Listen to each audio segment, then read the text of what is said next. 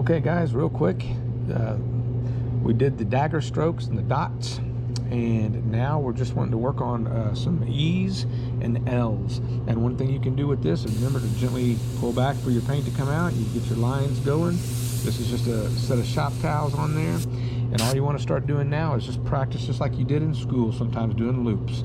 You can go down the middle if you want to, but we're just going to go up and do E's. Up for thin, down for thick.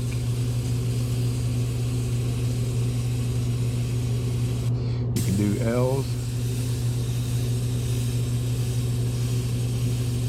I got this angled at the side a little bit so you can see it, so you're getting a little bit of overspray, kind of getting a little muddied up. But if you keep it straight on, it gets a little bit crisper line.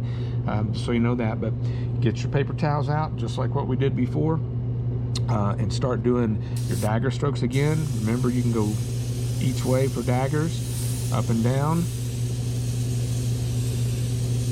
All right, and then just start doing E's. You know, you're just going to go, you're trying to get the same consistency. I find that if I go a little bit faster, I'm a little bit more consistent. But and then you can go with L's. And what you want to work on is just the same height and the same slant.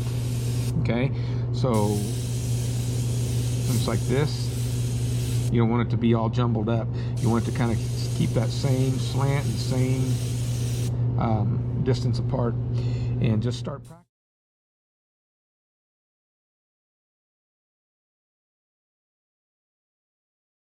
E's and L's.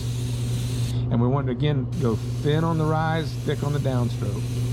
And that's just